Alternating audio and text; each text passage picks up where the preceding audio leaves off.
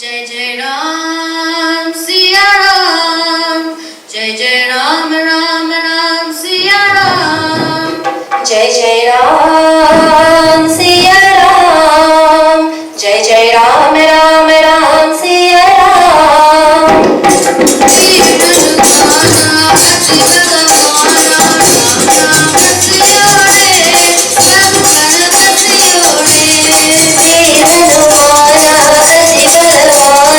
राम राम रसियो रे, प्रभु मन रसियो रे। Ram Siya Ram,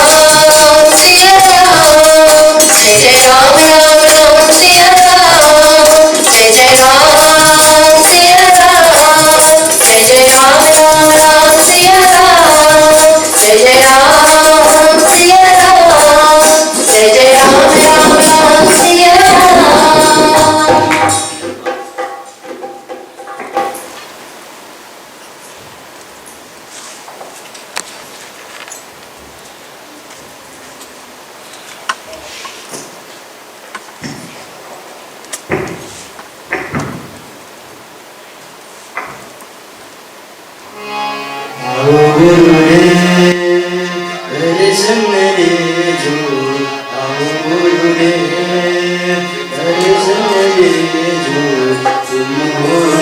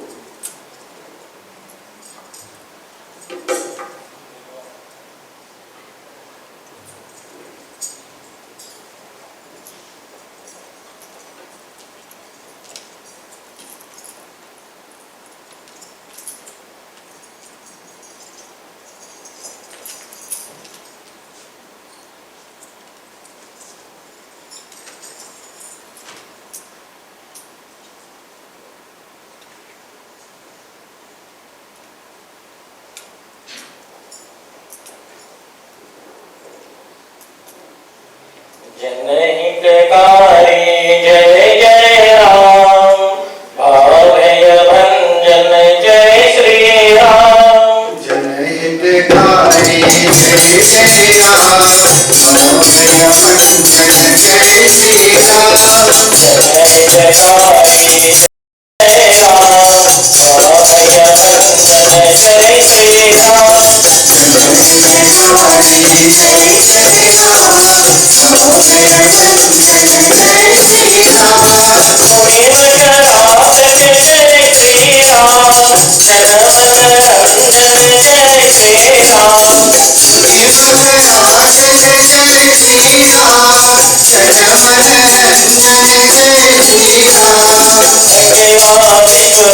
Jai Shri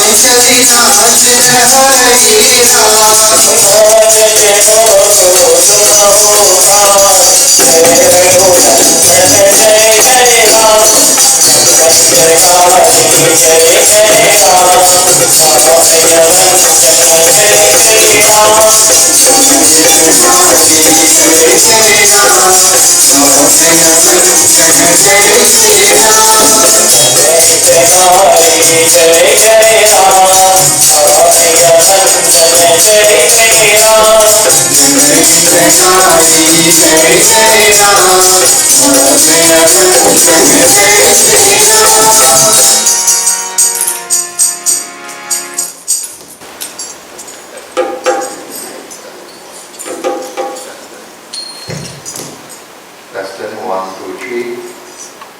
Lesson 1, 2, 3. Principal Prabhu Ramachandra ki Jai. Let us all stand. Let us all stand.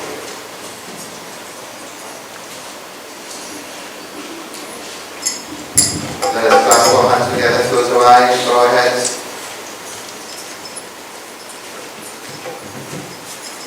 Let us envision in our hearts, our minds, that personality of Prabhu Shri Ram with Devi Sita, the one Hanuman.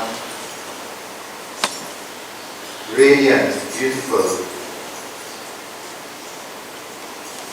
And as we offer that light, that arati, perform that arati, in reality, offering light of the supreme light. In reality, you are merging yourself into infinite self. You are forging an unbreakable, the arati is done in a circular motion, and since a circle has no beginning and end, you are forging an eternal relationship with your Lord.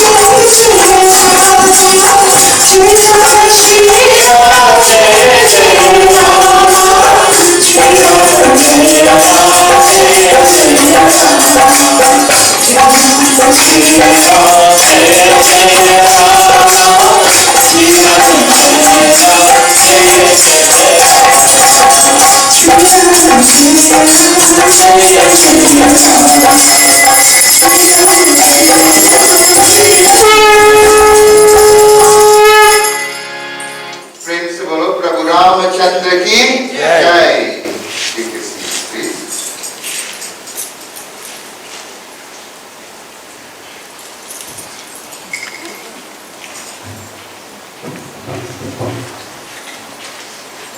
All right, so those of you who come in, may take your seats quickly.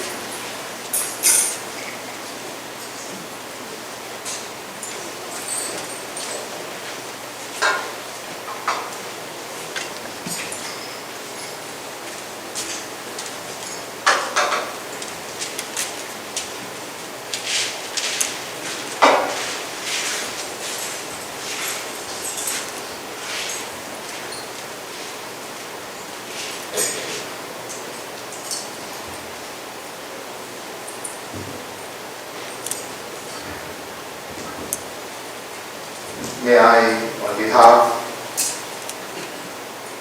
of the management and members of the Sri Parameshwari Brigade Ashram Incorporated, extend a most cordial welcome to each and every one of you to this, the final night of 7 nights Ramayan Yagya. Throughout the course of this Yagya, as we have promised in our advertisement, Ramayan will be dealt with not as a storybook, like what traditionally happens in Yagyas all over, but it will be put across from a social science point of view and see its implications and relevance in the kind of society we are living in today. A few nights ago, Swami touched on the ills that are happening in our society. And last night I broke it down in a lot to show that globally we are facing a mental health pandemic. It is referred to by the World Health Organization as a silent pandemic. And sometimes we ask, how much more can we take? And what can I do to protect myself, my family, from the effects of what is happening in the wider society? Tonight, we will answer those questions. I'm going to do tonight's discourse is taken from Uttarkhand.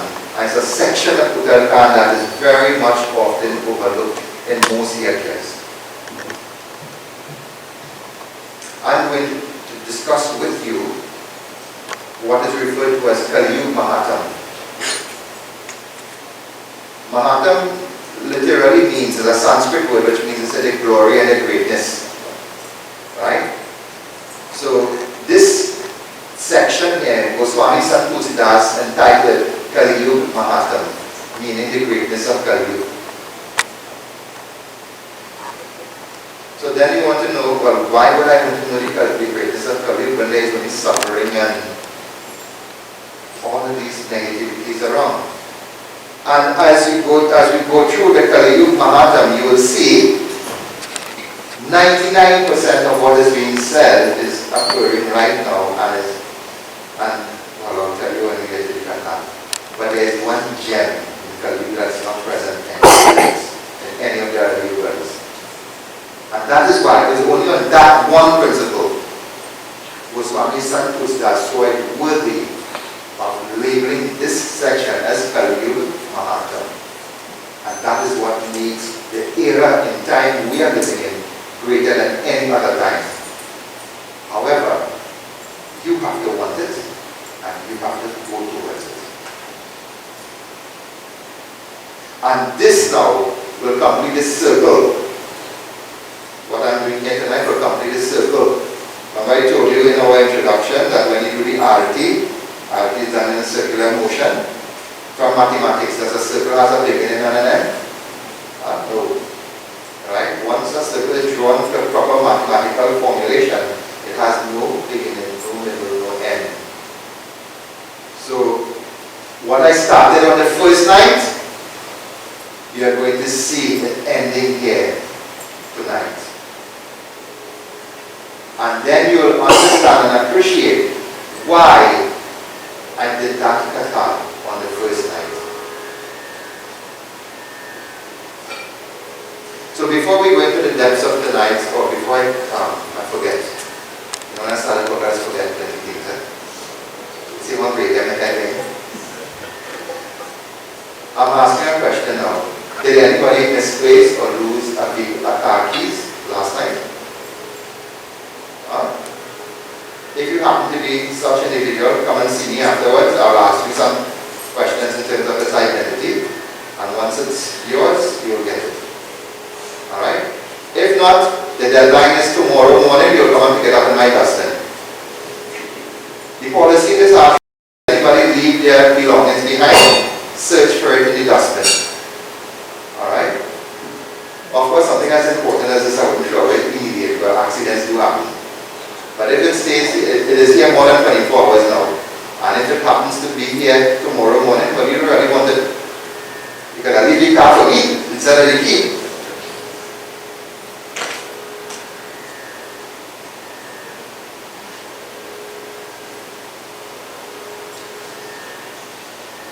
So let us sit upright, let us clasp our hands together, close our eyes, bow our heads. Let us contemplate and move on to Ganapati, he who is the hero of success, the remover of all forms of obstacles, and is always first and foremost among the host of the devatas. We seek the blessings of Devi Saraswati, through whose grace and blessings we are able to assimilate the knowledge that is imparted and applied to our daily life. Bow down in holy submission to the lotus feet of the Guru. He who is the link between humanity and divinity. The Guru is the ambassador of God upon the face of the earth. To the presiding deity of our Yagya, Bhagavan Sri Ram, our Lord and Master, we bow our heads in reverence to Him, thanking Him for the grace that He has showered upon us, that we could be among similar devotees, chanting His name, singing of His praises and glory, and receiving of His darshan, His peace, His protection upon us and our family.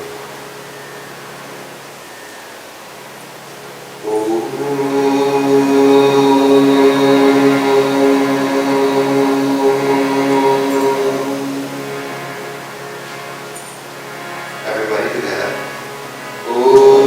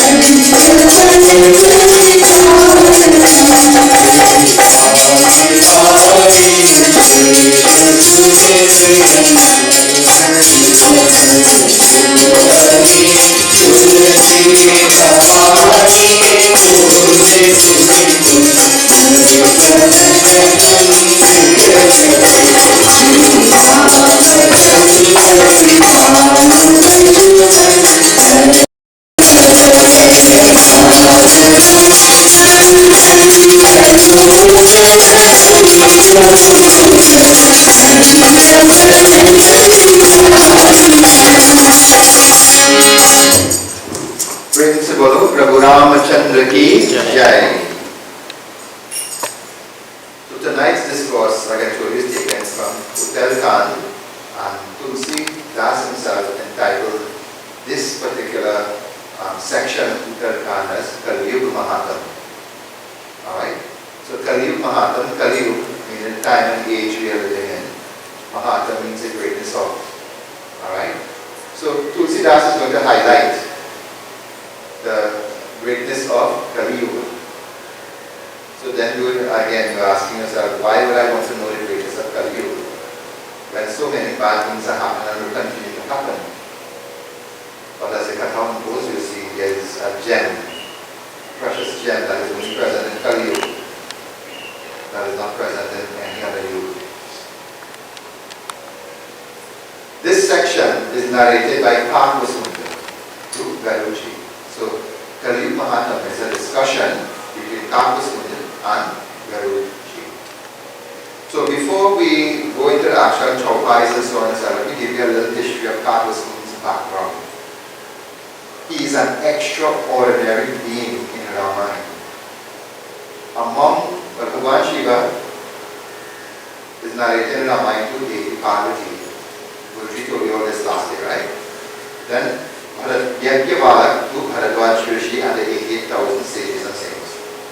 Parvasundar to Garuda. Lord Shiva continues to exist even well after creation does not. You know that. Yagya and Bharadwaj Rishi, they are both Vedic rishis. They existed in the Vedic times. Their descendants, so their lineage, is present on earth. Parvasundar, however, has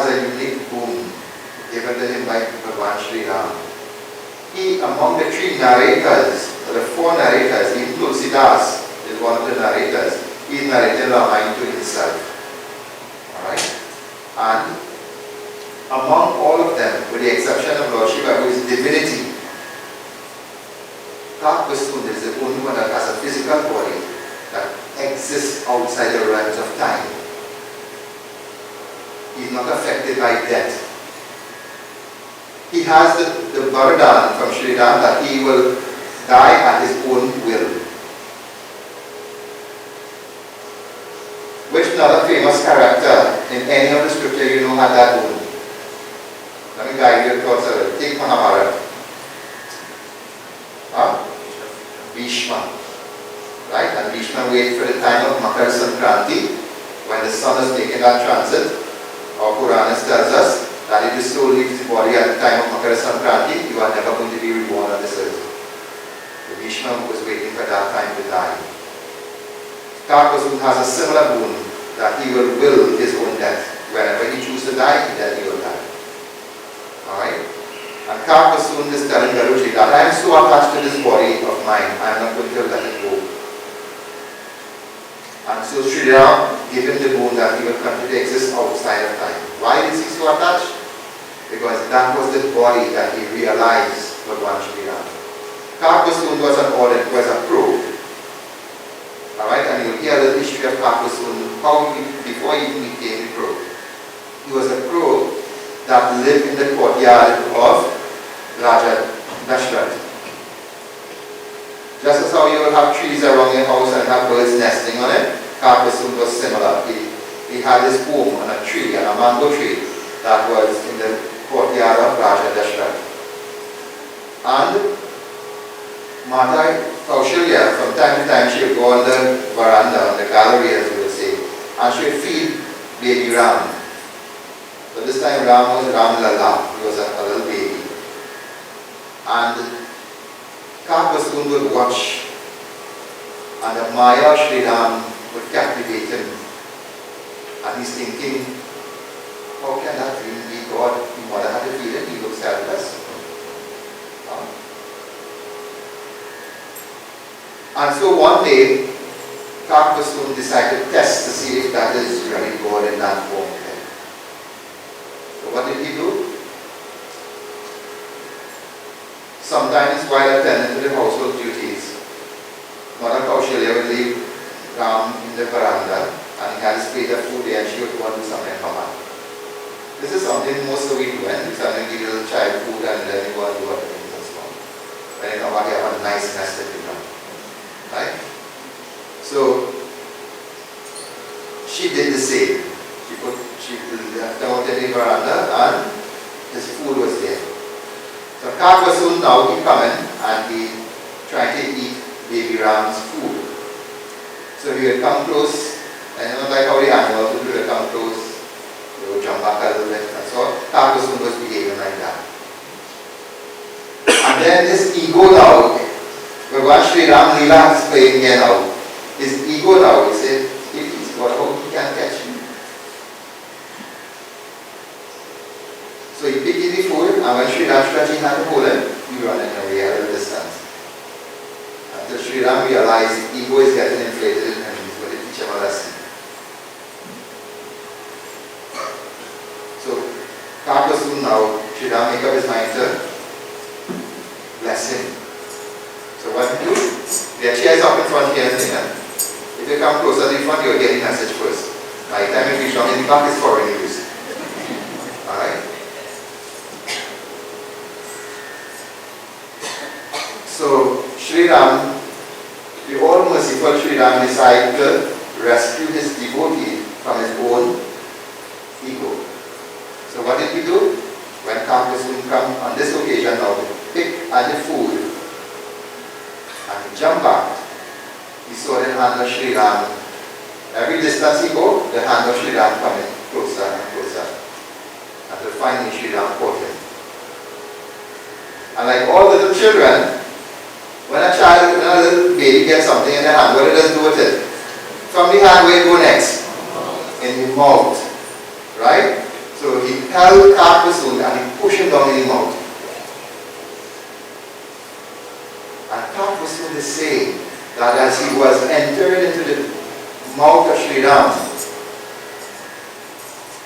in one pore of the body of Sri Ram, he seen millions of universes being created, millions being sustained, millions being destroyed all at the same time. What Kapasun was witnessing was the Virat Swarup of Sri Ram. And he became overwhelmed, he became scared. And then he acknowledged, oh, this has to be the Supreme Lord of Lords. This is no ordinary being. And he started crying, Lord, save me, save me. And when he surrenders like this, Sri Ram take him out of his mouth. And prostrated now, in front of Sri Ram says, I bless you. What do you want? Varadan Mango, ask for what you want. I say, do you want to be liberated? Do you want a human form? What do you want?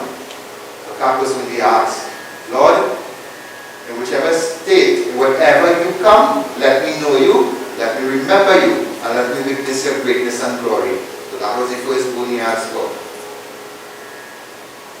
I do not want, the other question Sri Ram, do you want remember he was in the form of crow. Do you want to go to the heavens? Do you want a different body? He says, no Lord, I want to keep this body of mine. Because you touch this body has been purified by your sacred touch, I don't want to give it up. I want to witness your leelas with this body. So that was Kapasun's thinking. And so Sri Ram says, okay, so be it. However, to witness all of my leelas, you will continue to exist outside the realm of time. And whenever I come, you will be a witness to my leelas. And there is where we're going to take up our Katha from. So I'll just give you a little background of Kapasun. He's no ordinary being. That is why, because of the amount of experience he has, not only from a personal point of view where devotion is concerned, he witnessed Ram Leela being played out in many, many different yugas. So he has accumulated all of that knowledge, all of that experience. So it was only natural when Garud, who is the king of the birds, wanted the knowledge. First he approached Lord Shiva, and I think Guruji can do this the other day. And Lord Shiva told him, no, I can't teach you. You have to go to someone at your own level. Garud is a bird, right? So I go to the person that talks your language. All of us here, let me use a typical example. All of us here, our mother tongue is English. Alright? So once I start to talk to you in Spanish, I can't talk Spanish. We can make up Spanish words. Right? Would you appreciate the message that is being delivered if you don't understand it? No. So Lord Shiva directed him to Kapasun, who is also a bird. A bird will understand a bird. Alright? So that is how Garuji ended up going to Kapasun for knowledge. That is one reason. Lord Shiva also recognized that Garuji had a little bit of abhiman in him. And to get rid of that abhiman, he has to humble. That the way you get rid of pride is to humble yourself. Garud was a king of the birds. So he got a very, very exalted position. He was not ordinary king of the birds, he was the Vahan of Mahavishnu. He comes from a prestigious lineage. Garuji is the grandson of Lord Brahma, the son of Kashyap Rishi.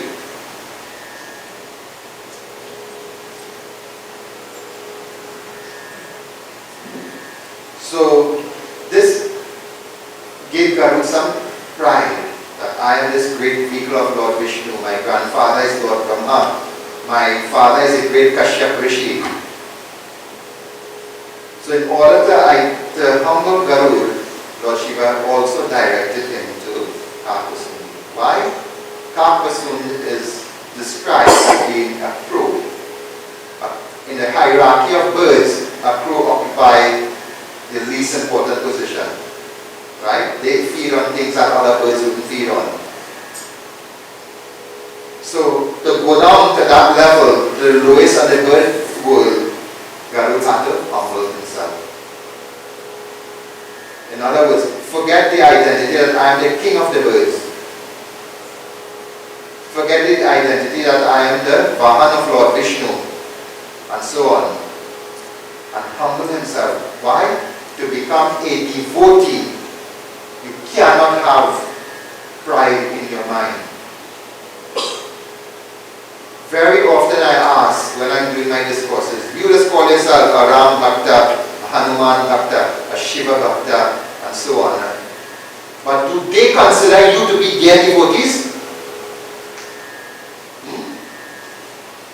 You give yourself that title, I am Hanuman devotee, I am Shiva's devotee. Did Shiva come and tell you that? Or Hanuman ever come and tell you that? No. Our scripture tells you how you can identify a devotee. That person who is compassionate, that person who is loving, caring, not for only his fellow men, but all of the creatures, all of nature. That person who is full of humility and respect, even in the face of adversity. Such an individual is a devotee.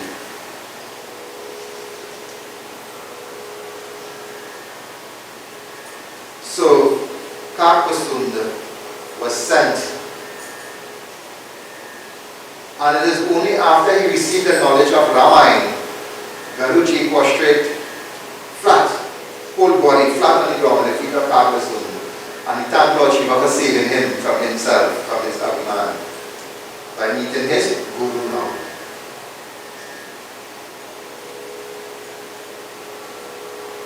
So, this Karpasunda is no ordinary being. He occupies a very special place in Sanatana Dharma.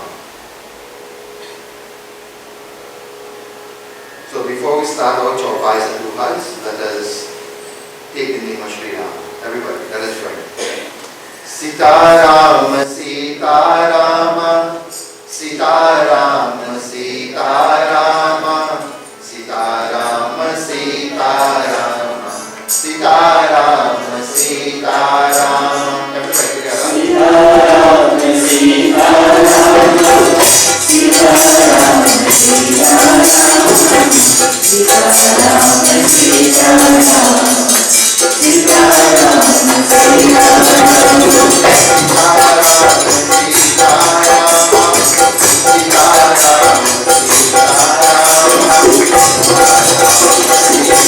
Sitaram,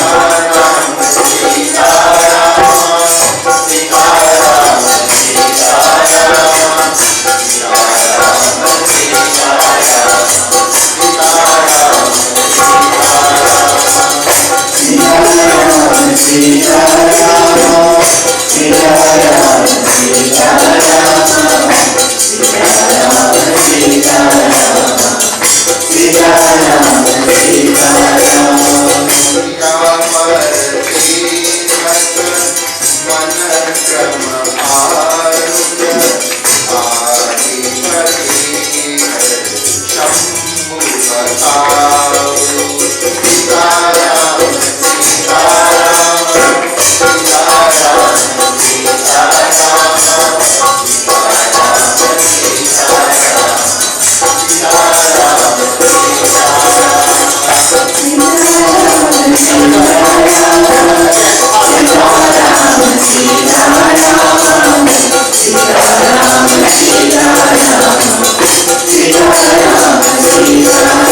Sitaram.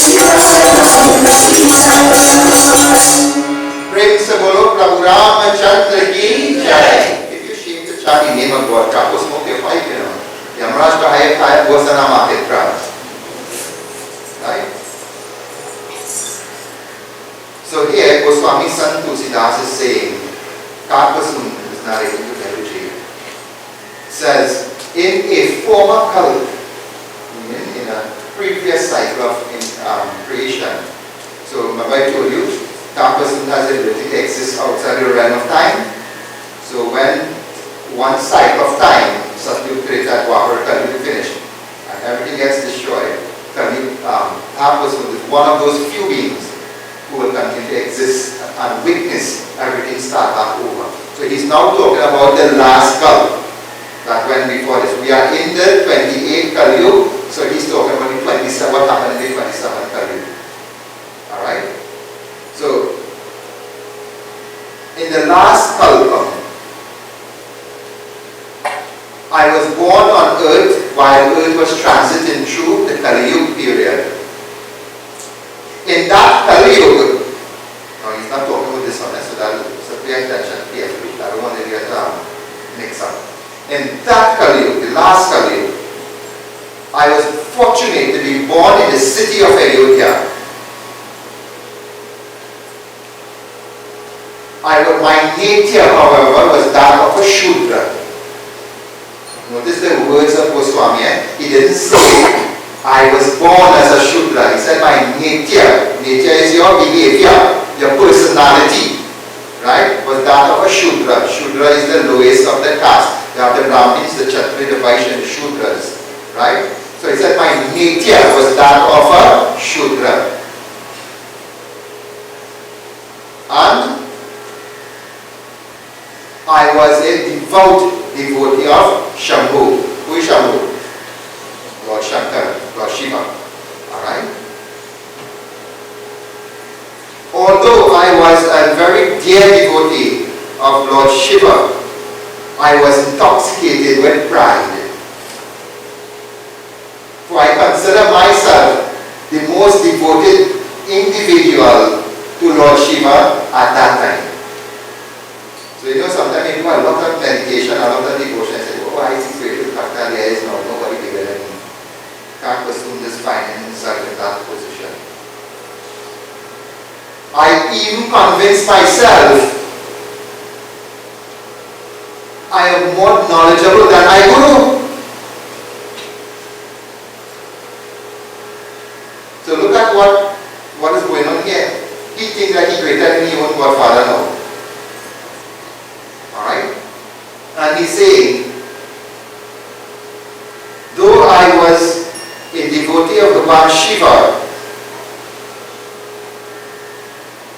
my nature was as such that I hated the form of Sri Ram and all other deities. Alright? So he's born in Ayodhya. The god of Ayodhya is who? Who is the god of Ayodhya? Sri Ram. Sri Ram abode is Ayodhya. You cannot go to Ayodhya and not acknowledge Sri Ram. That is like you go in Vrindavan and you say, well, I don't believe in Krishna. Right? Or you go in Varanasi, Kashi, and you say, well, I don't believe in Lord Shiva. Or somebody comes to your home and they don't want to acknowledge you as the head of the home or the owner of the home. Alright? So, Karpastunda is telling Garuji that I did not have a good feelings and reverence for all other forms of God. And I hated the form of Sri Ram and anybody who would worship any other form other than Shankar. And that is how some people operate today. Alright? They say, well, I'm doing this, I'm doing that, it's this way alone, were you doing it right? And all that kind of thing. And so, he's continuing telling Garud, when I would go to the Shiva Mandir, though there are other murtis established there, when I perform my puja, I will only do offerings to one Shiva, not bowing in reverence to the others. And he's saying, when I light the agavati, what is agavati? Incense, right? I will take cotton smell the scent. But this is only for Shiva. Now you and I will laugh because that is because stupidity. But somebody who is dominated by ego, somebody who is dominated by pride, them think they're doing something good. And this is how sometimes people appear to be foolish in society. They put themselves in such a, you want a typical example? The other day I seen an ad in TV, some Mexican circus in the country right now. Yeah. Well, like that one in Parliament all the time. Children have a circus in Parliament every day. You don't have to bring a Mexico one, we have an English one right here. I said that clowns all the time. They got to import clowns. We have enough. We can export clowns.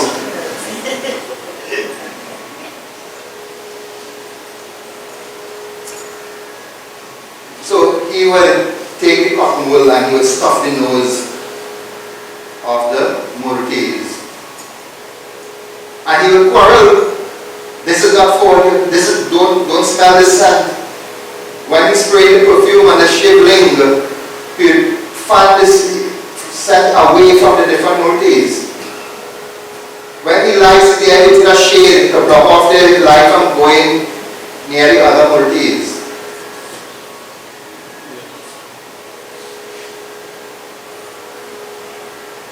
So this was the nature of his mind. That is why he's saying that his nature was that of a Shudra, meaning of the lowest nature, the one which is dominated by ignorance, uneducated, uncultured, untrained in anything.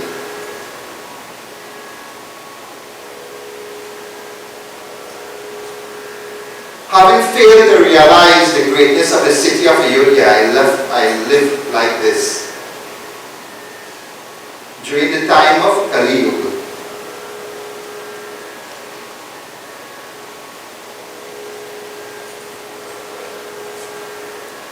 in that age of Kali Yuga, O Guruji,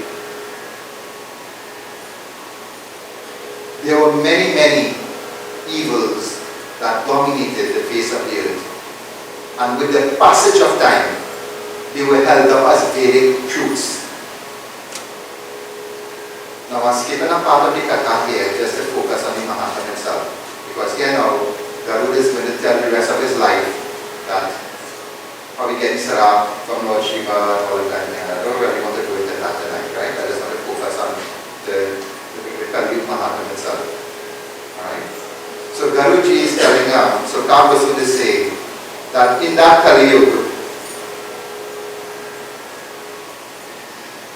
all types of evil dominated, and as time go by, they were accepted as truthful. So you know you're doing something, and after a few generations, it becomes normal. Let me take, for example, something, or some of you could laugh, but it is a reality.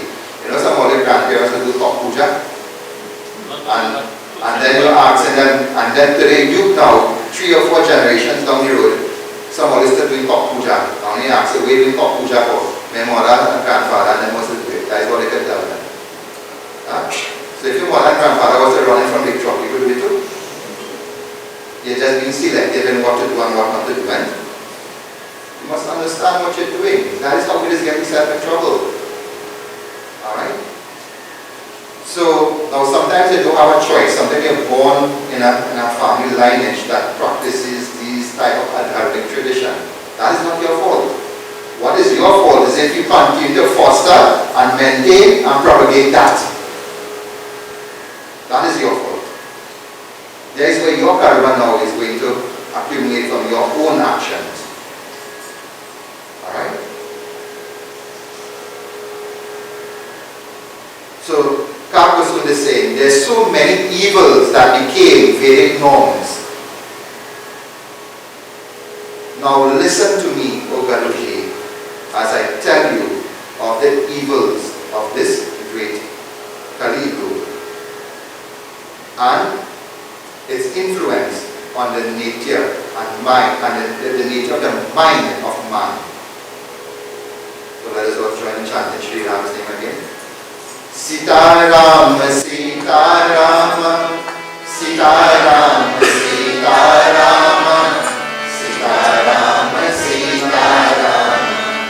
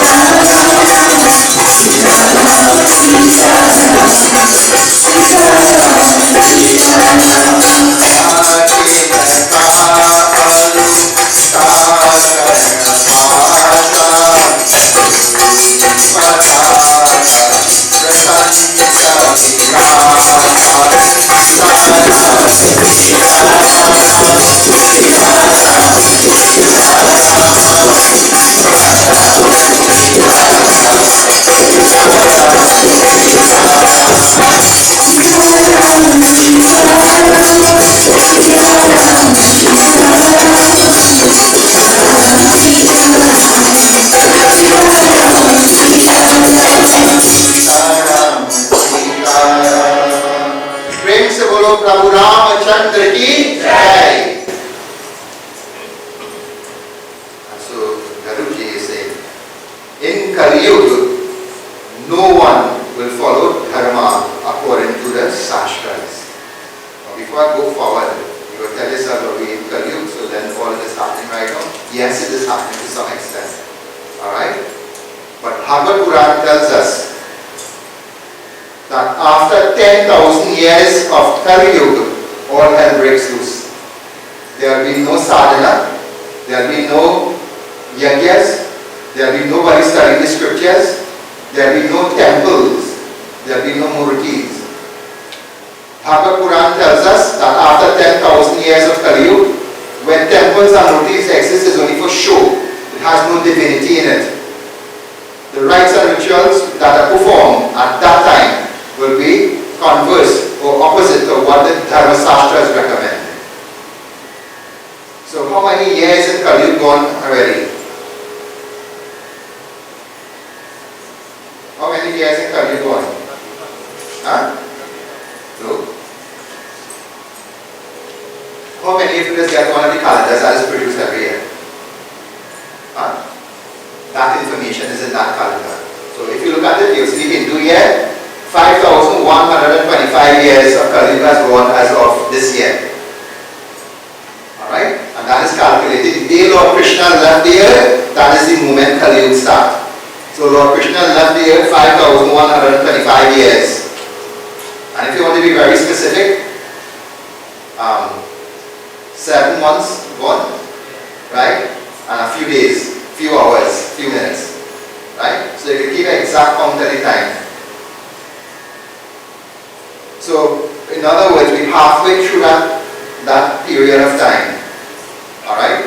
And Bhagavan Krishna in Bhagavatam says, for that first 10,000 years of Kali Yuga, the power of Kali Yuga will be very, very weak. Why? Because of the same pearl that is there. He said because of the chanting of the holy name, the power of Kali Yuga will be very weak. But as time goes by little, Kali Yuga starts to infiltrate the mind and the home and the personality of the being. They will gradually forget even the holy name. And there is where the energy of Kali Yuga will build. Now in our Vedas, you say, when we do our daily pujas and so on, and we do the sankalp, right? The Kali Yuga, Kali Pratama. Pratama means this is the first part of Kali Yuga. And if the first part of Kali Yuga we are experiencing this, Kali Yuga is said to be like a little baby right now. So imagine when that baby becomes a little child, what will happen? What is it when he becomes a miserable teenager? And when he becomes full adult. So let us see how Karpasun continues. It says, nobody will be doing rituals according to the dictates of the agamas and the shastras and so on. Men and and woman would revolt against those who attempt to practice authentic Vedic culture. So you will be seen as the enemies then. Those of us who still try to do some, to be guide our life and our practice by the scriptures, we will be considered to be the enemies and the outcasts of society. Remember the previous man that telling us, because something is popular, it is right. In Kali Yuga, the more popular it becomes, the more righteous it will be considered. Alright? Adharma. Once adharma becomes popular, it is considered to be righteous in Kali Yuga. And we see that all over the place. Man and woman will revolt against the Vedic teachings. The kings, well, this book was written in the time they had kings, so you are interpreting the word king now in place of the politicians. Alright? So the kings will bleed their subjects for their personal gains. I remember listening to a documentary and somebody said, name some of the richest people in the world by way of profession. And the person on TV says, a politician. The commentator says, there is no rich politician in the world. They are corrupt politicians. And because of their corruption, they become wealthy by denying the citizens their rightful due.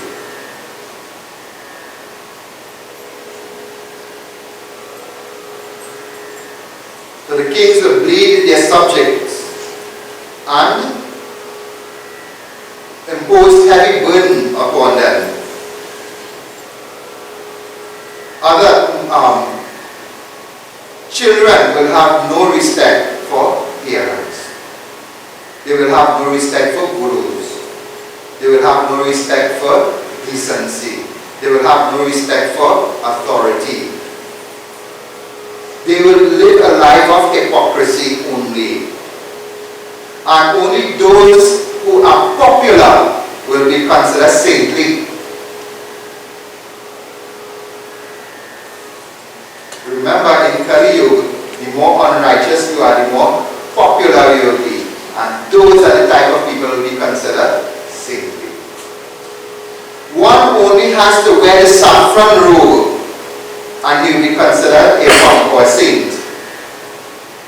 So in other words, you are not in Kali Yuga. Your character does not define you, but your outward appearance. If I dress up nice, well, then I had to be somebody of day. And we already see that happening in society. The more affluent you appear to be in society, the more respect you get, the more opportunities come your way. But if you are pauper, nobody will hear you, will see you, even know you exist.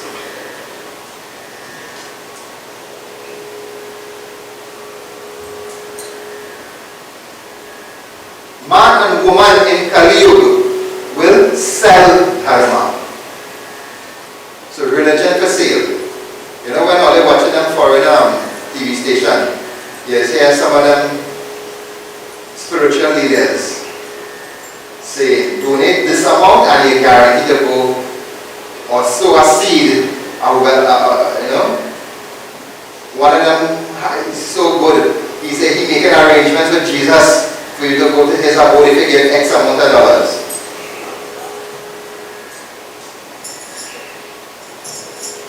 We have it in Hinduism too, you know. You know, people just come in my office and tell me about Baba, I want to the Shakti place and they take X amount of dollars and you get good yet. I say, well, very good. That X amount of dollars was chucking you in your eye. The fellow do you are good, he take it away from you, so you are not chucking you in your eye anymore.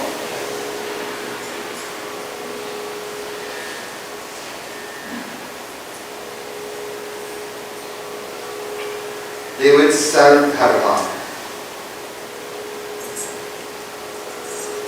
Those who are given to vices such as lust and greed and anger, they will be the ones propagating dharma. They will adorn themselves with a saffron robe, with shaved head, but only be served serving the interest of their stomach.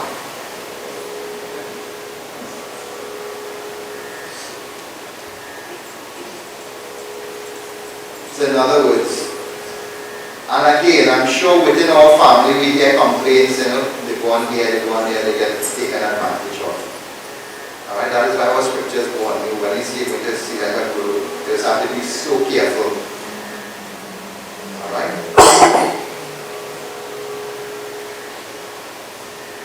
He who can grow his hair very long and his nails very long and wear matted locks, hair like Jata, will be considered an avatar. Huh? Will be considered an incarnation of divinity. Such an individual will be considered a perfect man. Man and woman of Kali Yuga will deceive each other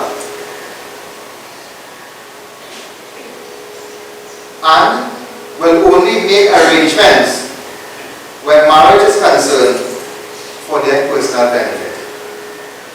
In other words, they will deceive one another. So if you get to know somebody, they will tell you a lot of lies. And when it comes to marriage, only what I can get from you, then I'm marrying you.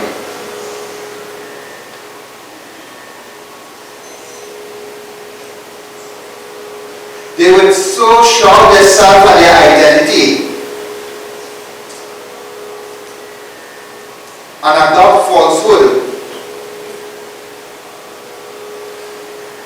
They will even go to the extent to which they can murder each other for the sake of wealth. And I'm sure you all know situations and cases like these. Alright? People married to a wealthy family, and when they get into the family, all kind of strange things happen and somebody hijacks somebody and they're gone. Alright? So what we are reading here, we know these things are happening already. So after 10,000 years of Kali Yuga, imagine this is going to be the norm. This is going to be day-to-day living. This is going to be how it is. And so the stature of man and woman in Kali Yuga will be significantly reduced, as the environment will be so polluted. You see, nowadays when they talk about climate change and so on, all these are symptoms of Kali Yuga. And from science, it tells you that when the oxygen level decreases in the atmosphere, the animals and the plants and so on, they start to shrink. Alright? So they say the stature of man and woman will significantly decrease. So that means to say, you'll get shorter and shorter.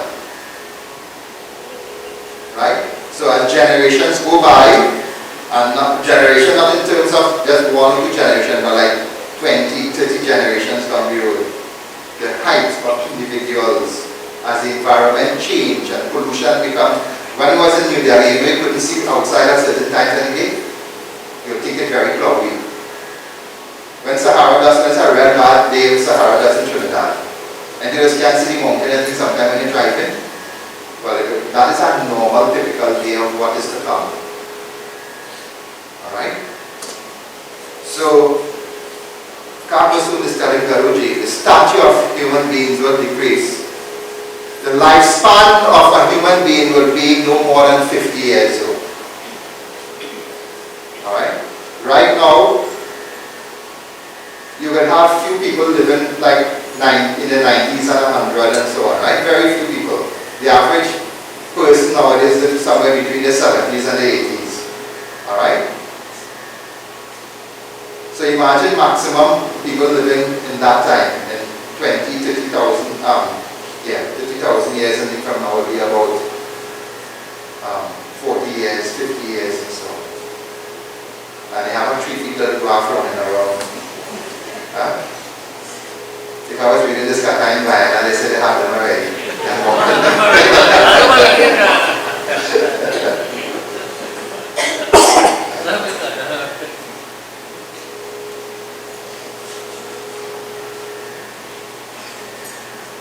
There will be no distinction between Brahmins, Kshatriya, Vaishya and Shudra. Man will consume everything possible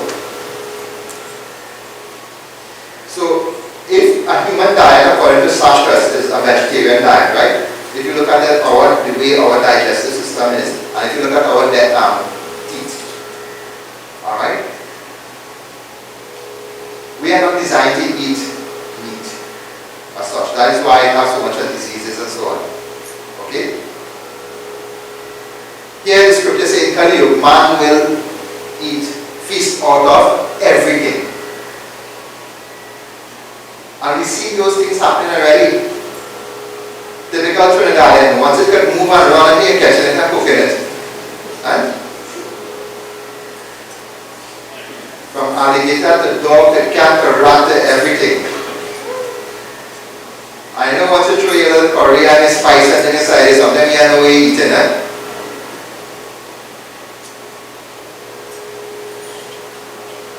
A man will be considered handsome only based on his wealth and status.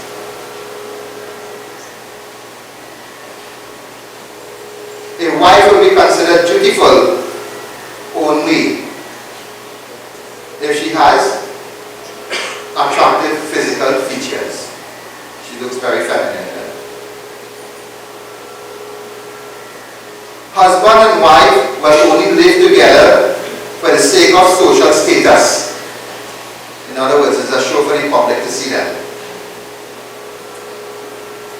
But their lifestyle will be contrary in behind closed doors. No one will take care of the deaf and of the dumb. No one will have respect for elders. No one will take care of environment. Robbers will become businessmen. Well, we know that already. Alright? Robbers will become businessmen. Parents will become submissive to their children, living by the rules of their children. You know, nowadays we still have it where some parents will discipline their children and you want to live in my house, you obey my rules. In generations to come, parents will have to live by their children's rule. And if you want me to take care of you, you better conform to what we tell you to do.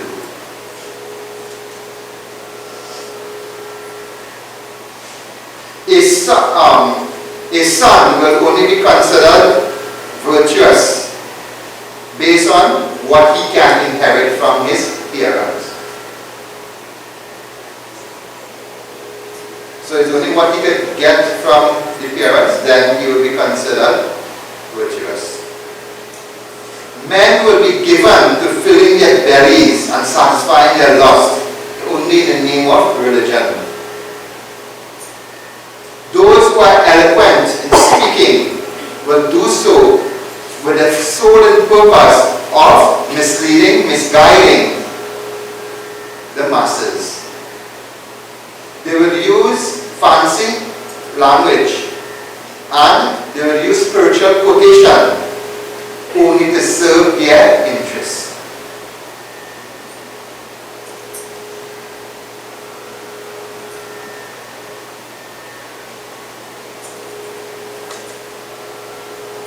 Man and woman, though living for convenience with each other, will have multiple partners. Well, we know that. We know that even nowadays. They will find fault with the Vedas and Vedic teachings. Temples will be devoid of divinity, and unclean dishes will be served to the deities. Now, you all know this is happening in some places. They go and they kill a cock, or they kill a pig, or they kill a whatever it is killed, and what they call it after they kill it? Parasage. Right? Such a mad people. So those things are happening. Those things happened in the last Kali Yuga, and we've seen it happen again, here, again. No one will perform pujas. No one will perform yagyas, no one will perform japa. And because these sacred rituals are not performed, environmental conditions will be very devastating for humanity. So because the yagyas are not performed, because pujas are not being performed, because nobody is doing job, you're going to have a lot of catastrophe happening globally. You'll have frequent earthquakes, you'll have frequent hurricanes, you'll have frequent drought, you're going to have heat waves, and so on. So let me just share a little piece of information with you. This happened in the 1980s. Now, in the 1980s, Western Europe was going through a heat wave. And at that time, some of the devotees was at Prashanti Nilayam, and they complained to farmers that the heat is getting terrible in Europe. It's becoming unbearable for some of them. And Baba directed them, go and perform Gayatri Yagya. So they set up Pawan Kunds in their own respective countries, and they performed Gayatri Yagya. After a few days of doing constant Gayatri Yagya, offerings into the sacred fire, all of a sudden, rain started falling and the temperature cooled down to its normal level it would be for that time of the year. And that is well recorded in the Sanatan Saritis and so on. So that is an example of how Yagya, when you perform that Yagya, the force operation into the fire, and I keep telling you, don't underestimate the power of Pawan. Pawan is something very, very potent. Alright? None of our rites and rituals, our major rites and rituals, whether it's puja, whether it's this type of Yagya, whether it's your funeral, whether it's your wedding, those major type of rituals, you cannot complete it without doing Pawan. You always do puja in your home, and you know until that Pawan is not complete, that puja is not complete. Right? You go to do your wedding, what you just have to do is take your vows and go wrong. The fire, and then the Pawan is had to be performed with the lava and all that kind of thing there in order for that fire to be the sakshi. Even when you go to cremate, you know, before we could put your body to light the fire, we just have to do our Pawan first. And then the body is placed on the chitta and is lit with fire from that same Pawan. So don't underestimate the power of Pawan at all. Ideally, as householders, we are supposed to do Pawan at least once a week in your home or on your compound then. Let that smoke. Because you see, even though you tell yourself, I'm living a vegetarian life, I'm living a very disciplined life, and you may be doing that I all give credit to those who do that. But you see, while living in a space, the activities of daily living, you're also contributing to pollution. Right? And to cleanse that environment, and pollution is not only physical, like when you bathe in dirty water, where you're going around kind of thing. Pollution also comes from the manas energy. You have quarrel in your home, you're releasing negative energy in your environment. Alright, you have bad thoughts in your mind, that is releasing negative energy in your environment. And mantras without power is what is going to purge that environment. Alright, that's why ever so often, every few years, I just run a Pawan course. For those who don't know, to come and learn the proper technique of Pawan. Alright, the Pawan is extremely important. And depending on your particular situation, for everybody, once you're born a human being, Gayatri Pawan is the best. Depends on your circumstances now, it can be modified to suit your particular need. You may be going through a particular graha, so we give you the mantras for the grahas and tell you to do Pawan with it.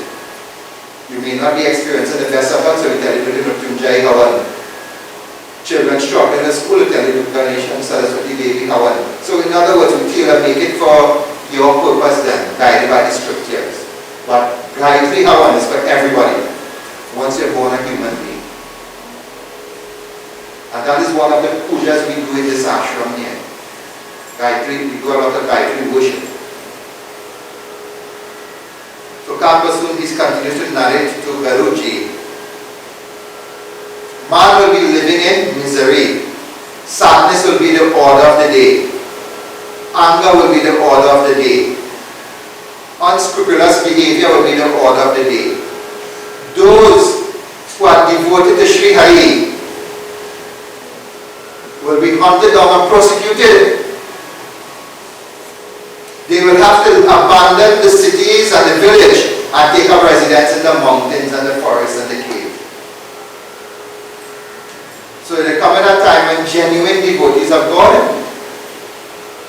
apart from mocking you and apart from harassing you and saying all kind of things about you, they will have laws that if you're doing this or doing that and so on, you can get locked up, you can get yourself in jail. And you now, once you want to preserve your belief system, you'll have to leave this place and go somewhere far off. And you have to do it even so when you do like Vibhishan. When Vibhishan was living in Ravan had a law in Lanka. Nobody chanted the name of Sri Hari in Lanka. When Vibhishan had to put chandan, you know where he had to put it? When he had to wear chandan, he had to put it in the back of his head. So Ravan wouldn't see it. Because remember, Vibhishan was one of the advisors in the court of Ravan.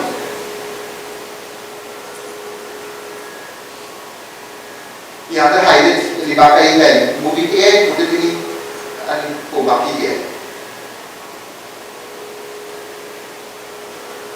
You couldn't have murtis and pictures of any other deity except Ravan in Lanka. And so that was what they say, that is what he observed in the last Kali Yuga. Those who were devotees of Sri Hari had to abandon the villages and the towns and take up residence in the forests and the caves because they were hunted down and persecuted. So this 10,000 years, this first 10,000 years of Kali Yuga that you are born in, consider yourself fortunate. And I'm telling you, do not aim to be reborn, to fulfill. They say, okay, when I go back again, I will do it. What guarantee you're going to have you're going to be born within the next 5,000 years of Kali Yuga? And every year of Kali Yuga is getting more bad and more bad.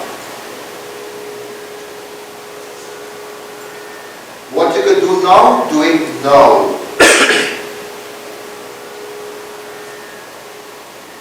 So all of these negativities are there in Kali Yuga.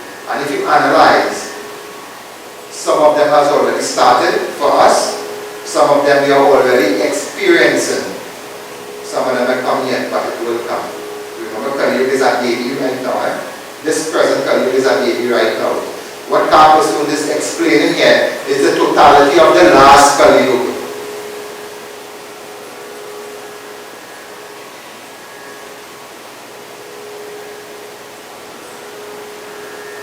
And Narud is asking, oh Karpasun, did you not see anything or witness anything to lend a man's salvation in that Kali Yuga? What you are describing to me is so horrifying. Is so frightful.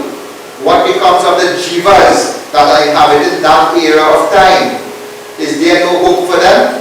Or are they condemned in the worst possible way to take up birth in the form of bhoot and pret and pisach after they have left their bodies? Since no rites and rituals will be performed for the dead, no pindas will be offered, no vrat will be observed. So that is why I tell you, don't aim to be reborn, because here is saying, when in time to come, nobody ever want to do a funeral rites. And well, I'm sure other people like me will observe. Nowadays, you have children, the parents sacrifice their whole life to bring them up. But when time to do the mother and father last rites and down, they want to do it. Why? Because somebody else getting inheritance. Or they go in contrary, just as Karpas would say, they will go against the authorities of the scripture. When scripture says, when funeral rites have to take place, there is Daskar, meaning 10 days ritual, and there is Bandara, which is either 12 or 13 days. They want to do everything one day.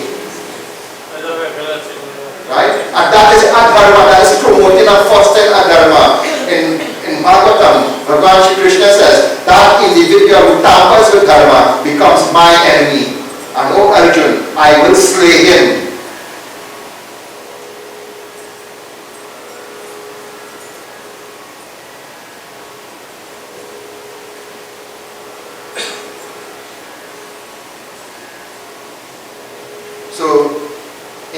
to come. When you die, you become bhut, prey, pisaj, meaning roaming spirits. Nobody will do your ritual. Right now, people still doing the rituals. Some of us still, there are one or two who promoted the idea that they can do everything one day. That is wrong. There's a reason in Trinidad we say shaving. That is just doing local terminology, but the correct name is dasgar. Das means what? 10. Right? So on the 10th day, a ritual has to be performed.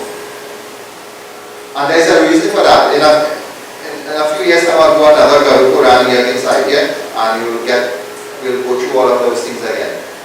Alright? Next year we already have things planned for next year. We'll do that next year. So, in time to come, this is this kind of suffering. Not only the body will be going through with the kind of environment and the kind of social structure that's going to exist, but even your soul is going to suffer. And Garuji is asking so did you not see anything that led to the salvation of man? Is he condemned to suffer as bhut and prey and take birth among the demons in the Patal regions?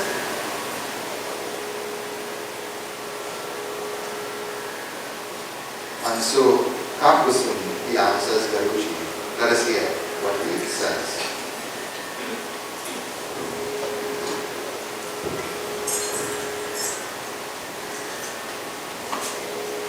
Sitaram, Sitaram, everybody. Sitaram, Sitaram, Sitaram, Sitaram, Sitaram, Sitaram.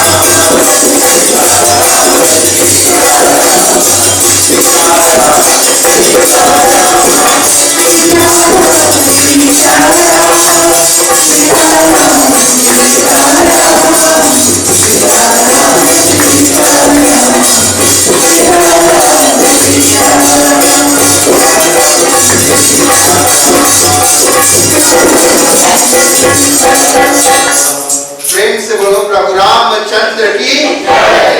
Says O Garuji, there is only one way by which the souls of Kali Yuga can be saved, and that is Ram Nam Japam. Only by taking the name of Ram. Now that you are getting the information from Ramayan, can you see why I spent so much time on the first line helping you understand the power of the name of Shri Ram? And do you see why, not only me, but Guruji and others would encourage you to sing the name of Ram constantly? We are living in Kali Yuga. It says, only Ram and Nam ka japam. Japam is constantly repetition of the same mantra, the same syllable over and over again. Don't go away with the idea of jap is just sitting down with a mala in your hand. The mala is a tool. You could do jap without a mala. The mala is a tool to help you.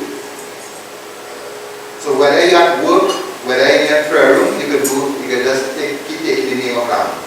Yes, formal devotion is required. That is why we have the Sandhya period, where you sit down and offer your flowers and light your ear and you do your chanting and so on. But once you leave your mandir or your prayer room, you continue. But no, some of you when we go out, you want to catch up on the latest gossip? Huh? Or listen to the latest that our Ramesh have on radio and TV these days? Typical example, Lord Krishna says the consciousness in your mind at the time you slowly leave the body, that's where you're going to come back, So if a dog runs across your path and again acts you're dead. Where are you going to come back? Huh? You put yourself in that position. That is why I just tell them, especially in young fellas, when they now get motor car license, plane license again.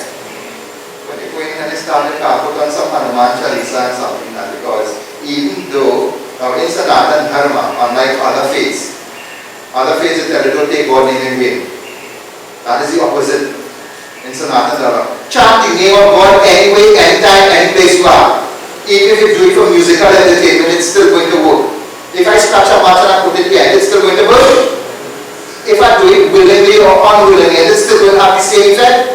So to the name of God, once it comes in contact with your karma, it will burn. It will burn the karma. It happens faster when you do it in a systematic way, like following a particular procedure. But the name of God, that is a gem in Kali Yuga. In no other yuga, in Sati Yuga, Trita Yuga, the way to self-realization was long years of tapasya. In Trita Yuga, the time of Sri Ram, Yagya, performing very fire rituals. That is why even Sri Ram, he performed a lot of Yagya in his time. In the time of Dwapara, Krishna, congregational worship, temple worship, which we still do up to today, became the way to achieve God. In Kali Yuga, jap, mantra jap alone can free you from the cycle of birth and death.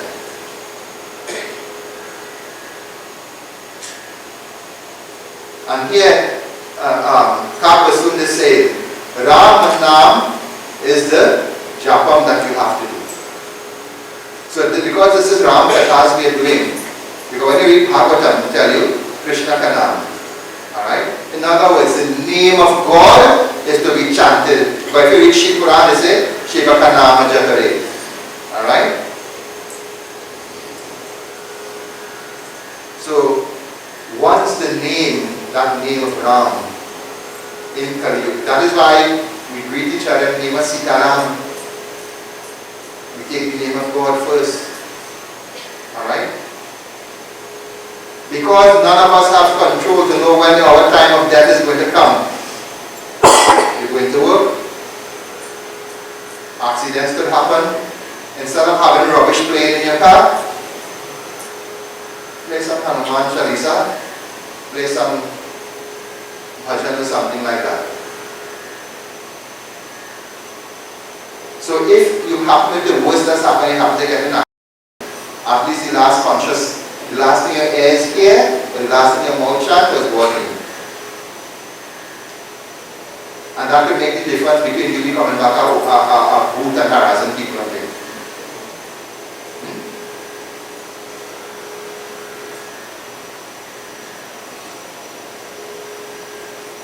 Kapasunda said, Ram Nam is the only salvation humanity has in Kali Yuga. And those who constantly do the chanting of Ram Nam, they are protected by that aura. They themselves start generating a particular aura. And naturally, they emanate that light of peace, of love, and tranquility within them.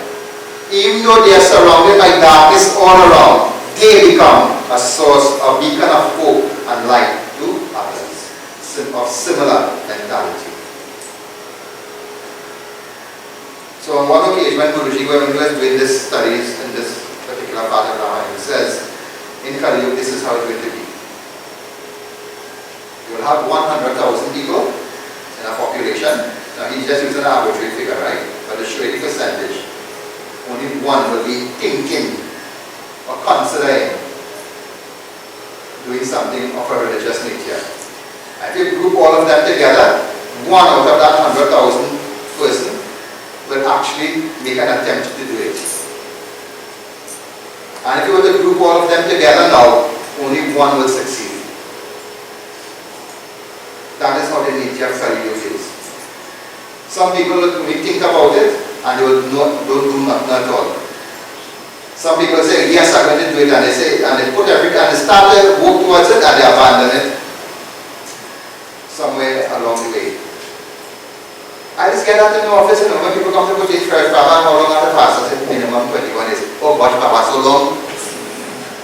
What we eat?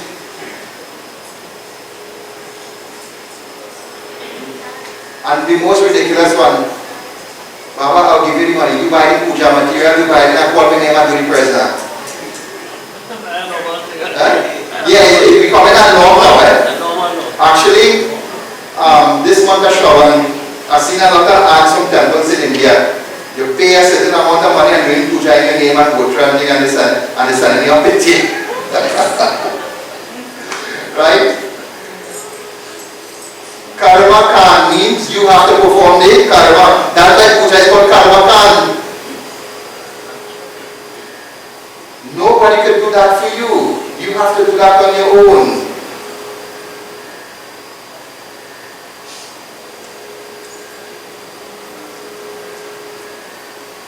So God was going to say, only the chanting of Ram Nam can save in this Kali Yuga. And like I said, this is Ramayan. The word of Ramayan is Ram, so it will highlight the name of Ram. But this is the name of any form of God. So if you read, like I said, if you read Bhagavatam, you get Krishna Kanam. If you read Shiva Puran, say Shiva Kanama Japare. Keep reciting the name of Shiva. Alright? So this will be the end of my Katha tonight. So when we hear all these bad things and see all these bad things, this is why Tulsidas called it Kali Yuga Mahatma, the greatest of Kali Yuga. And the greatest of Kali Yuga is because of, in Kali Yuga, it takes at least amount of effort to get the attention of God. All you have to do is chant the name. The chanting of the name of God is more active and more powerful than in any other yuga. That is why in the other yugas they had to depend on things like meditation and complex, very complicated fire rituals. And then they will have to go and do all kind of rites in the temples and so on. In Kali Yuga you can sit down by yourself and just chant the name of God. How much more simple can you get it? Huh? You can't get more simple than this. So that is why I was telling people, sometimes you may not have resources and help. Some people say, Baba, I can't afford, puja is too expensive. I cannot afford, I don't have the children and them to help me anymore. So I stop doing prayers. So if you stop doing prayers, you can't do your own prayers? You get lazy. You get, exactly. They just use that as an excuse for their laziness. You know, we Hindu people, we have a bunch of lazy people. We just use excuse to avoid fasting. You know, you have someone that does fast just 2-3 days before Diwali. Not even that alone, more than Diwali they fasting. And by the time, once it's done by the India, it's either the Rosh or the KFC. Or they just see KFC the day after Diwali. You kind of line, I don't see Creole people in there, see Indian people line up there. Disgusting. But that is what they call dharma for show. Right? That joke, like ordinary people, I won't call it person name. Somebody sent me a picture of Baba sitting down in KFC in St. Helena. I said, boy, we're sending me that nonsense on the phone for a time, we be like, I be right. We want to do is a big man.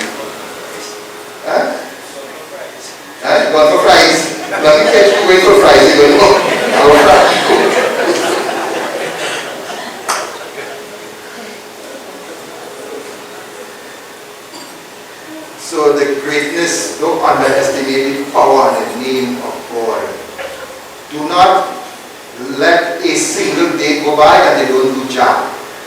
And even if you don't know how to use the mala, like I tell you, once you have the power speech in your mouth, you can chant the name. And look how simple. Lord Shiva is a great God only because of Ram Nam. That is all the mantra he used.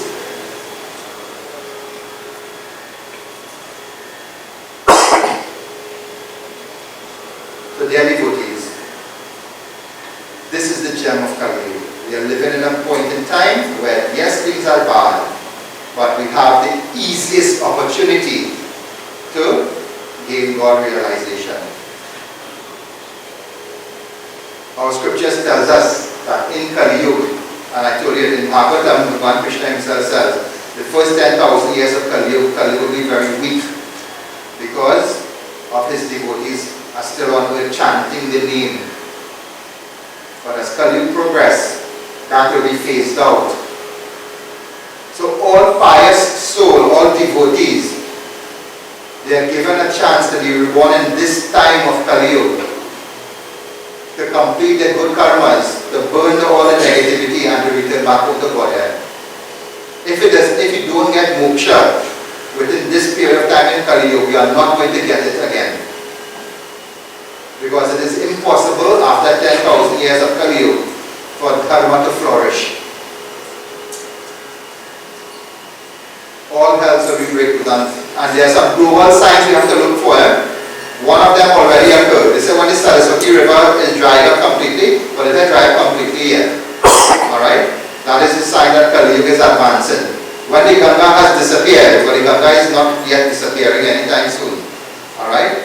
And they said when the Shank will just blow, when that becomes extinct on earth, when Tulsi is no longer growing on earth, know that the power of Kali Yuga is full.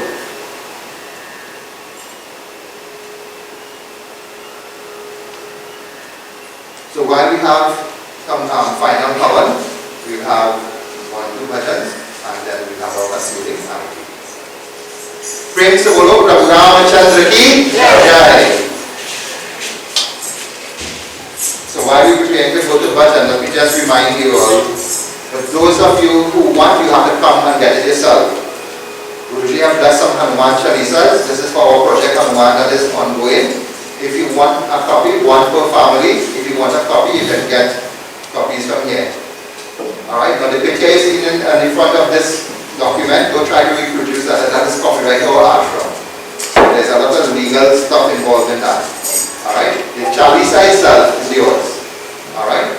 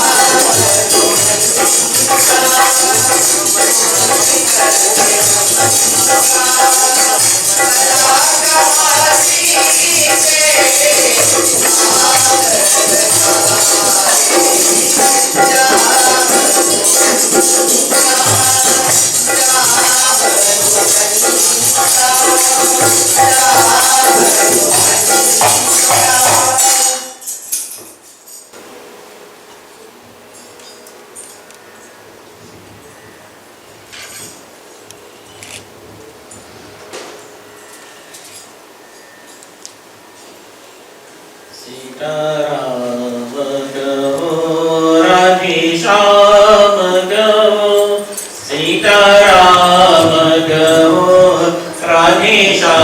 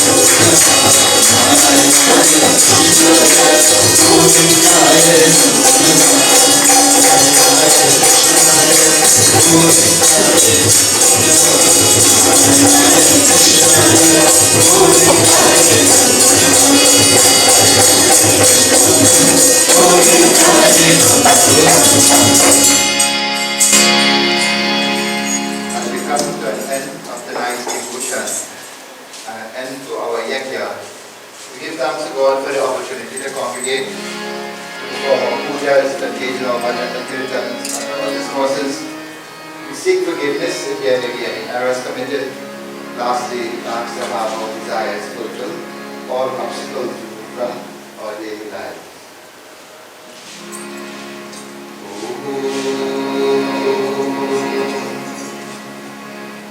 Mangalam Parameshwari Ma, Mangalam Ashutoshi Ma, Mangalam Sarva Shakti Ma, Mangalam Durga Ma, Shiva Hare Shiva Rama Sake Prabhu, Trivijaya Paripal Mare और जनेश्वर यादे महिमा शिव हरे जयं गुरु मे वरं प्रतीरं कुशलं जय मंगलम् त्वमेव माता च पिता त्वमेव बन्धु सखा त्वमेव देया द्रविणं त्वमेव सर्वं मम देव देवा ॐ मन्त्रहीनं क्रियाहीनं भक्तिहीनं जनार्दनं यदूचितं मया देवा परिपूर्णं करस्तु मे कायेन वाचा मनसेन्द्रियेण बुद्ध्यात्मना वा प्रकृतिस्वभाव्य करोमि यज्ञं सकलं तस्मै नारायणेति समर्पयामि नारायणेति समर्पयामि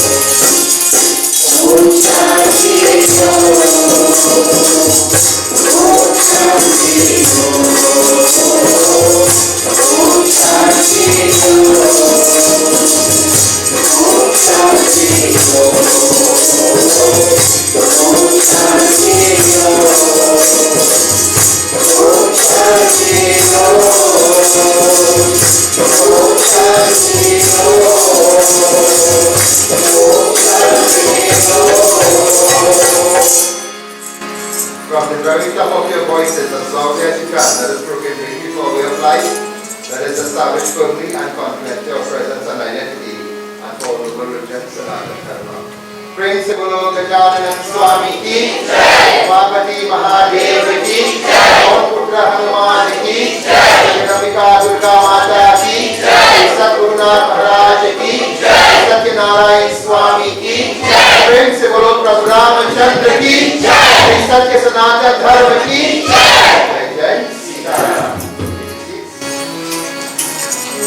So remain seated for a few minutes. At this point in time, we'll have our secretary of your ashram to do a brief message for us. While that is happening, let everything pass around. After which, they have meals prepared on the outside. They have prasad and your meals are on the outside.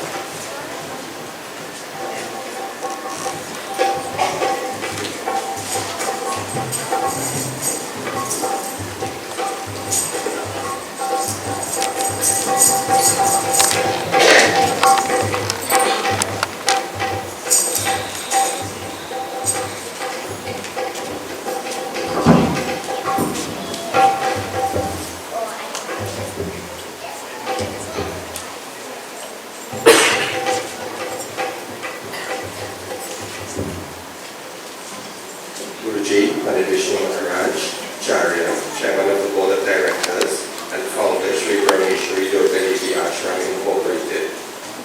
Mataji, members of the Board of Directors and other arms of the ashram, respected pundits and audits, fellow devotees, Sitaram. It is my esteemed pleasure to bring greetings on behalf of the management and members of the Sri Yagya Ashram Incorporated as we culminate what can only be described as a very memorable Ramayan Yagya here at the ashram. In this most auspicious time, when the world welcomed Lord Rama back to Yagya, it was only fitting that our Yagya this year focused on the glorious pages of the Sri Manas. Guruji, in his wisdom, knew that the time was right to do Ramayan Yagya. In over 20 years that I've known Guruji, this is the first time I've ever heard him read from the Ramayan. Now don't get me wrong, because although Guruji would have explored different scriptures, references from the Ramayan were frequently articulated. I remember as a young adult asking Guruji to do Ramayan and show how the teachings from these holy pages pertain to modern society so that the young people will understand it. Well, here we are today. But although I waited a while to actually hear the discourses, Guruji taught Ramayan by the very way in which he lives. Of course, we always hear, the life of Sri Rama is to be emulated, but the teachings of Sri Krishna is to be followed. But how could we do Ramayan Yagya and not hear from the world's foremost authority on Ramayan? For this, we thank Swami Brahma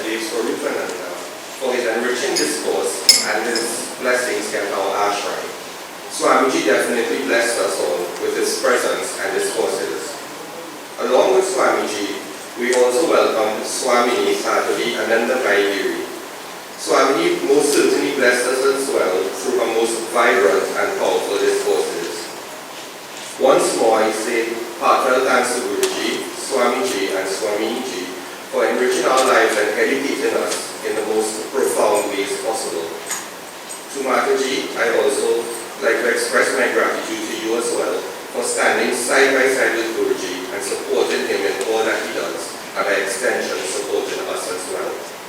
And here I'd like to, on behalf of all your cheerleaders as well, extend our thanks for allowing us to do Guru's favors, especially here at the ashram and elsewhere. To all Brahmachari student Pundits and Manoj Maliram, thank you so much for all that you have done to ensure the altar area and by extension the puja aspect of our Yagya was well taken care of. Your planning and execution was paramount in ensuring we could sit comfortably and do puja nightly. To all members of the youth group who were also supportive of them, I say a special thank you as well.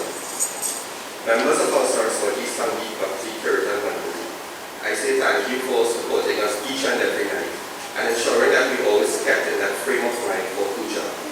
To all persons and groups who would have joined with them, I say a special thanks, most especially Mr. Mitra Ramdani, who accompanied our groups on that mission.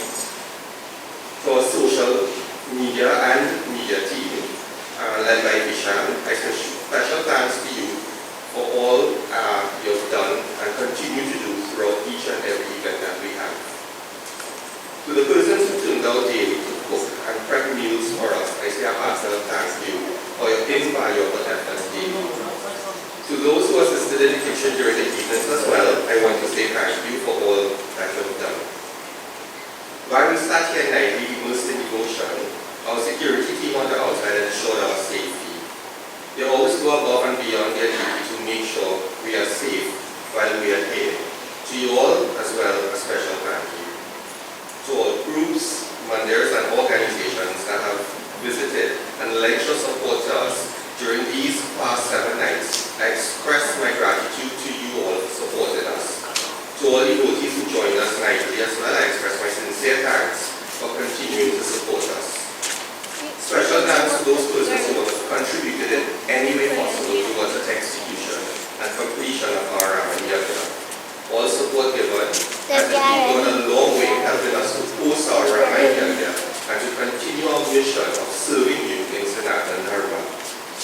So before I close, let me invite you to check our notice board on the wall here. As you leave, and you'll see a list of upcoming programs here at the ashram. Check us out on social media as well to keep updated on all that is happening here, and feel free to join us for all of our activities.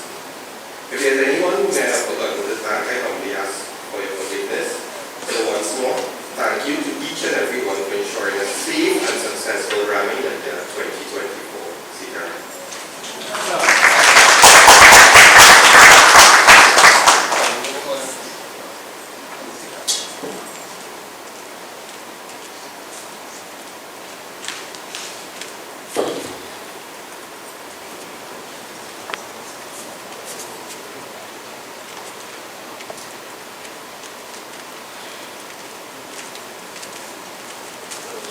Those who took part in puja, once you're here, you can come up.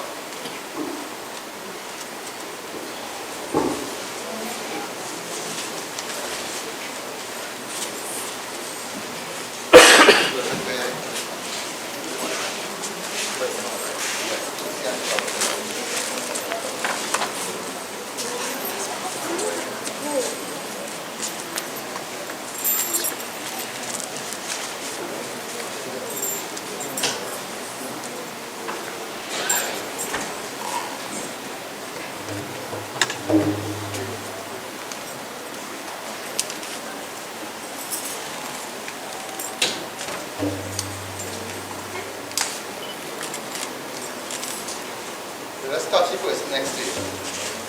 Gurviji Bhad. Om Hari Om Tat Hari Om Tat Hari Om Tat Om Vishnu Vishnu Srimad Bhagavato Mahapurushasya Vishnu Ragya Paradya Manasya Adya Shri Brahmanodviti Paradya Vishnu Padya Shri Shweta Varha Kalpe Vaivashtaman Vandre Ashtabin Shatame Kali Yuge Kalipatamacharaname Jambudvipe Aryavarte Punya Chetrate Kyonims Shri भक्तनामस्य गोत्रस्य इति श्री दक्षिणं दानं संकल्पं समर्पयामि। मंगलम भगवान विष्णु, मंगलम गरुड़ध्वज, मंगलम पुंडरीकाक्ष, मंगलाय तनोहरि। से ओम Shri Krishna अर्पणम।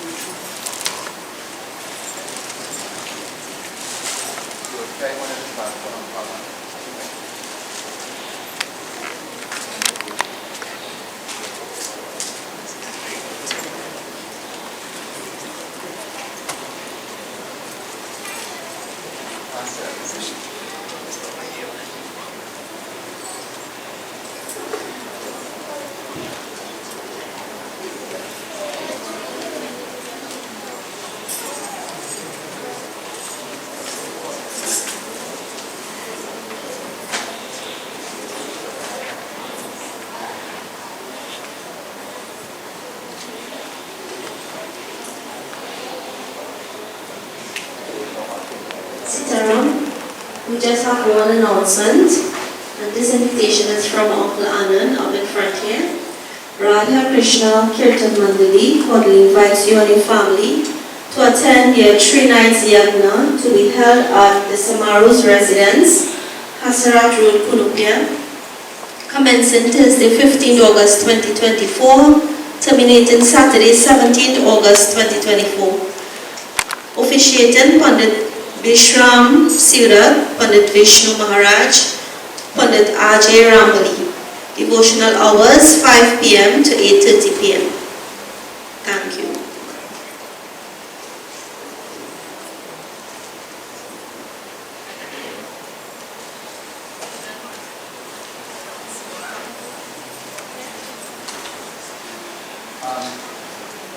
Our ordinary members, don't forget to meet here 9 o'clock in the morning to clean up. And the one here.